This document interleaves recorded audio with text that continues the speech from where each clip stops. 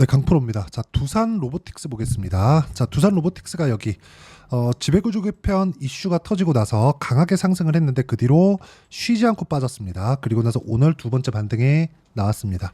자, 주가가 올라가는 데는 매물 소화 과정이 필요합니다. 그리고 매물 소화 과정을 어떻게 보내는지에 따라서 추가 상승 여부가 있는데 지금 상황은 그쵸. 하락이 너무 가파르게 나왔고 횡보하는 구간이 있기는 했지만 이쪽 구간에서 단기간에 너무 조금 급등하는 그런 모습이 발생하다 보니까 이쪽 구간에서 약간 조금 쉬어가는 그런 움직임이 약간 좀 깊게 나왔다. 이 정도로 보시면 되고 무엇보다 두산 로보틱스를 볼 때 두 가지 이슈를 두고 보셔야 됩니다. 자, 첫 번째. 미국에서 제조업 기반으로 가고자 하는 욕망이 큽니다. 근데 생각해 보세요. 가격 경쟁력이 있을까? 그렇죠. 가격이 너무 높아지면 누가 사지? 이런 부분을 들 수 있죠. 자, 그러면 여기서 해결할 수 있는 방법이 뭐예요? 로봇입니다. 로봇. 그렇죠. 자, 근데 여기서 두산 밥캣. 밥캣은 원래 미국 기업입니다. 근데 두산이 인수를 한 거고 밥캣은 미국 내에서 영업망을 탄탄하게 갖추고 있죠. 이런 부분과 함께 밥캣은 탄탄하게 지금 돈을 벌고 있기 때문에 로보틱스에서 필요한 금융에 대한 좀 그런 그 조달 목적이라고 저는 보여집니다. 지금 당장에는 두산 로보틱스의 실적이나 재무구조 자체가 그렇게 좋지 못하기 때문인데 아무리 두산그룹이 뒤에 있다고 하더라도 자체적인 재무제표를 개선하는 게 훨씬 더 긍정적인 효과를 가져올 수 있겠죠.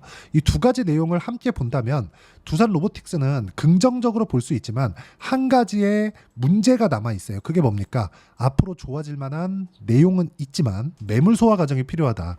자, 이쪽을 먼저 보겠습니다. 두산 로보틱스가 작년 10월 달에 상장을 하고 나서 하락폭을 크게 가지고 갔는데 여기 28,000원인가 아마 그럴 겁니다. 그 정도가 공모가였고요. 공모가에 닿기도 전에 반등을 했고 그리고 나서 크게 시세를 냈죠. 근데 이쪽 구간에서도 적자였고요. 이쪽 구간에서도 적자입니다. 그러면 적자인 상태에서 지금 시가총액이 몇 조? 5조입니다. 자, 그럼 주가가 올라가는 데는 뭐가 필요하다는 거예요? 앞으로 좋아질 만한 내용, 즉 기대감이 필요하다는 겁니다. 주식시장에서 기대감에 대한 부분을 이해하지 못하면 절대로 꾸준하게 돈을 벌 수 있는 상황을 만들 수가 없습니다. 주식시장에서 기대감만큼 중요한 게 없다고 제가 말씀드리는 겁니다. 자, 그러면 기대감을 우리가 판단하는 근거는 무엇일까? 단순히 산업의 구조를 우리가 쭉 보면서 이거 좋겠는데? 이렇게 보는 게 아니라 주가가 올라가는 상황 있죠. 주가가 올라가는 상황에 맞춰서 우리가 어떤 식으로 가격대를 잡아가야 되는지를 보는 겁니다. 즉 주가가 올라가고 있다는 건 뭐가 나오고 있다는 거예요?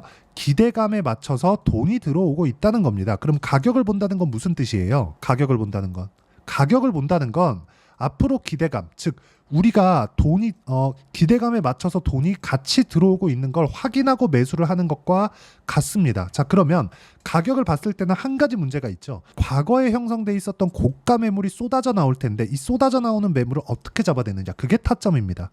그렇죠? 자, 그러면 지금은 뭐예요? 매물 소화하는 과정에 있다. 그리고 매물 소화가 끝나면 앞으로 성장성에 대한 인정을 받는 그 순간 주가는 폭발적으로 올라갈 수밖에 없고 그 구간에 맞춰서 타점을 잡는 게 맞습니다. 보유기간을 줄이는 게 가장 중요하다고 이야기를 드리는 거고 보유기간을 줄이는 것에 공감을 한다면 댓글로 공감이라고 적어주시면 제가 이 보유기간 관련된 영상을 하나 더 제작해서 올리도록 하겠습니다. 자, 그러면 우리가 계속해서 가격적인 부분에 대한 내용을 제가 이야기를 드렸는데 가격을 봤을 때 뭘로 봐야 됩니까? 타점을 봐야 된다고 말씀드렸죠. 그 타점을 어떻게 봤을 때 어느 정도 수익 구간을 만들어낼 수 있는지 그 내용부터 보도록 하겠습니다. 실전에 어떤 식으로 매매하는지 그 내용을 판단하는 게 중요합니다. 자, 내용 보시면 태성이죠. 그렇죠? 어떤 식으로 수익을 냈는지를 보시면 됩니다.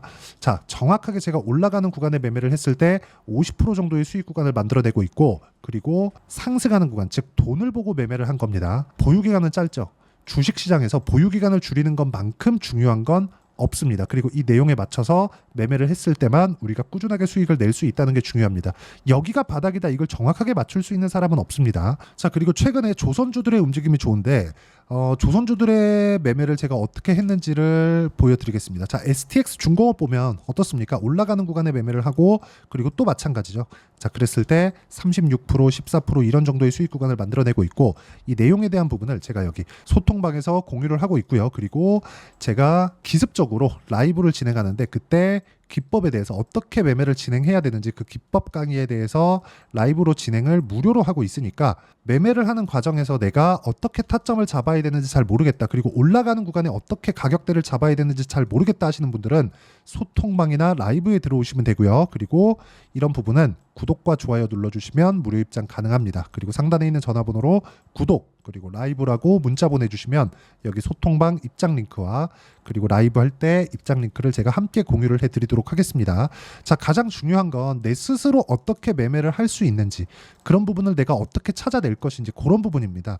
그런데 이런 부분이 그렇게 어렵지 않아요. 물론 여기서 내가 실전에 들어가면 심리가 작용하기 때문에 이쪽 구간에서의 모든 등락폭을 내가 다 만들어낼 수는 없습니다. 근데 어떤 식으로 해야 돼요? 내가 철저하게 올라가는 부분에서만 지속적으로 매매 연습을 한다. 그랬을 때 이렇게 올라가는 구간에 타점을 잡을 수 있고 이 내용에 맞춰서 우리가 여기 두산 로보틱스의 상황을 보면 우리가 딱 봐야 되는 내용 중에 하나는 정확하게 한 가지입니다. 반등에 대한 확인. 지금은 올라가고 나서 너무 많이 빠졌습니다. 그렇죠?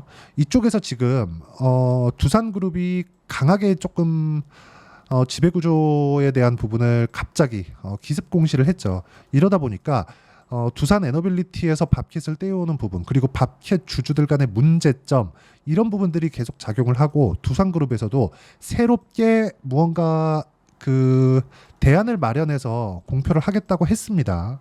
물론 이게 쉽게 이렇게 되진 않을 겁니다. 자, 기본적으로 두산 밥캣은 지금 돈을 벌고 있고 두산 로보틱스는 돈을 벌지 못하고 있는데 성장성, 즉 앞으로 좋아질 만한 기대감을 가지고 있는 기업이란 말이죠. 이런 부분에 대한 내용을 두산 로보틱스의 평가치를 0.65대 1로 비율을 잡았기 때문에 상대적으로 그쵸? 로보틱스의 이 평가치를 너무 높게 잡아버린 겁니다. 근데 이게 두산그룹의 의지이기도 합니다. 개인적으로 이 두산그룹의 행태 자체는 별로 마음에 안 들어요. 근데 성장성에 대한 부분을 판단하는 건 되게 투자자적인 그런 관점으로 보고 있는 건 맞습니다. 방향은 맞지만 방식이 잘못됐다. 근데 이런 부분을 해결하는 게 누가 만들어요? 두산그룹에서 만들어내는 겁니다. 그리고 강하게 밀어붙여서 할 겁니다. 두산그룹은 원래 그런 기업이니까. 자, 그러면 이런 인수합병건에 대한 부분을 했을 때, 그쵸? 이렇게 지배구조를 변경했을 때 가장 수혜를 보는 건 두산 로보틱스입니다. 지금은 노이즈에 지나지 않는다. 그렇죠? 그리고 이쪽 구간에서 우리가 어떤 식으로 반등 확인을 하고 가격적인 부분을 확인을 해서 매매할지가 중요한데 이 가격적인 부분에 대해서 공감하시면 여기 댓글에 꼭 신고가 그리고 공감이라고 댓글 하나씩 달아주시고요. 무엇보다 이렇게 신고가 내는 종목군들을 매매하는 구조적인 즉 가격적인 부분을 실전에서는 여기 그렇죠? 이런 식으로 제가 매매를 진행하고 있고 이렇게 매매하는 방식에 대해서는 제가 라이브에서 공개를 하도록 할 테니까 상단에 있는 전화번호로 구독 또는 라이브라고 문자 보내주시면 제가 라이브 방송을 할 때 여기 입장 링크를 순차적으로 공유를 해드리도록 하겠습니다. 자, 그리고 무엇보다 실시간 내용은 소통방에서 하고 있습니다. 이 부분 기억하시고 자, 이렇게 가격을 잡는 기준치 그리고 두산 로보틱스에 대한 성장성은 사실상 의심할 여지가 없죠.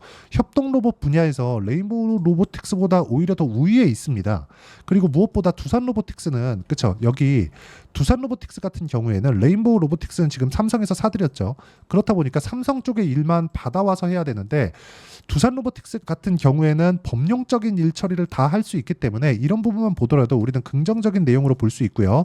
이렇게 봤을 때 철저하게 올라가는 부분 확인해서 우리가 매수 타점을 잡아야 되지만 그 가격적인 부분에 대한 이해 그렇죠. 어떤 식으로 매매를 해 나가야 될지 그 전략은 두산 로보틱스의 단기 보유 전략 그리고 단기 보유 전략을 활용한 실시간 타점을 제가 문자로 공유를 해드리도록 할 테니까 상단에 있는 전화번호로 두산 로보틱스라고 문자 보내주시면 단기 보유 전략 즉 2주 안에 어떻게 수익을 낼지 그 가격적인 부분과 함께 실시간 타점을 문자로 공유를 해드리도록 하겠습니다.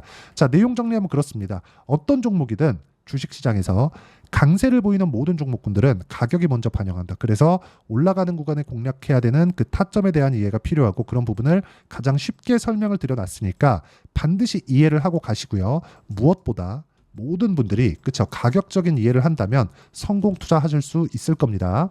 자, 24년도가 돼도 여전히 시장은 녹록지 못합니다. 이런 상황이 벌어지는 건 어쩔 수 없습니다. 이런 상황에서도 수익이 나는 종목들의 구조는 변하지 않습니다. 즉 대시세 종목에 대한 구조는 변하지 않는다는 거고, 실제 제가 소통방에서 지속적으로 이야기를 드리고 있는 내용도 대시세 종목이나 시장 주도주를 공략하는 건 철저하게 가격 분석을 하라고 이야기를 드리고, 가격 분석 이후에는 이슈에 대한 파악, 그리고 이슈를 파악하고 나서는 다시 내가 얼마에 매수할지 그 타점에 대한 부분을 지속적으로 언급을 하고 있습니다. 자, 근데 생각해 보세요. 시장이 굉장히 어려웠습니다. 어려운 상황에서의 어떤 종목들이 강했냐 보면 반도체와 그리고 바이오입니다. 자, 실제 여기 보면요.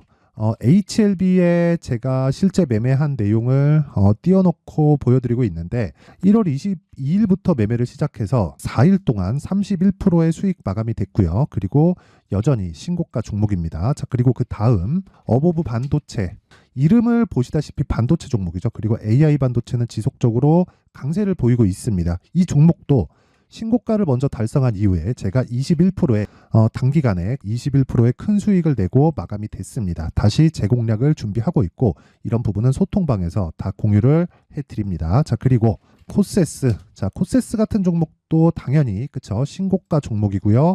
그리고 반도체 종목입니다. 이 종목도 영업일 기준에서 이틀 동안 대략 한 15%의 수익 마감이 됐습니다.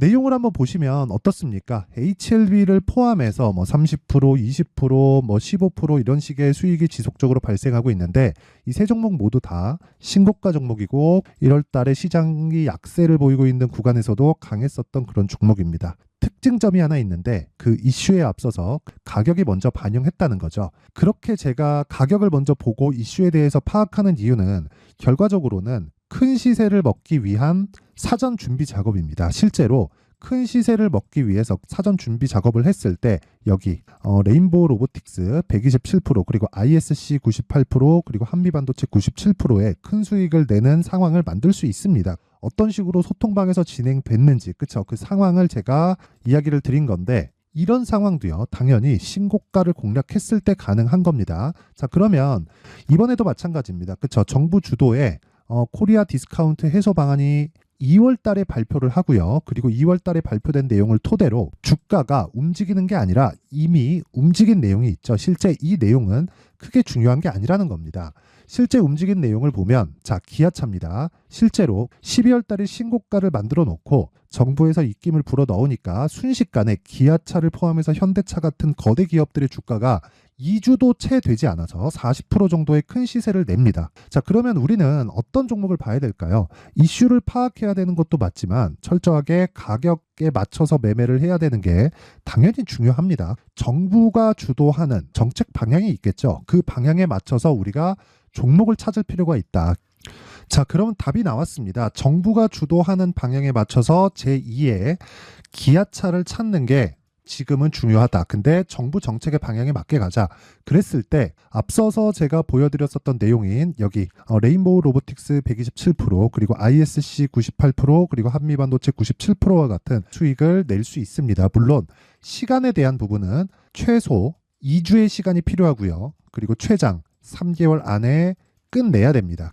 자, 기아차의 시세를 보셨던 것과 같이 2월 달에 정부 정책의 방향이 결정되고요. 바로 3월 달이면 시행입니다. 자, 그러면 우리는 거기에 맞춰서 당연히 종목을 찾아야 되고, 제가 제2의 기아차를 찾아놨습니다. 제가 아까 전에 소통방에서 이야기를 드렸었던 내용 다 공개를 해드렸는데, 그 내용처럼 종목만 받고 싶다 하시는 분들은요, 상단에 있는 제 전화번호로 대시세, 자, 대시세라고 문자를 보내주시면 정부 정책의 방향에 맞는 종목을 모든 분들에게 무료로 공개를 해드리도록 하겠습니다. 자, 제가 원하는 건 채널 성장이 목적입니다. 자, 그래서 구독과 좋아요 꼭 좀 부탁드리고요. 모든 분들이 정부 정책에 맞는 방향으로 매매를 이어가서 큰 수익 보셨으면 좋겠습니다.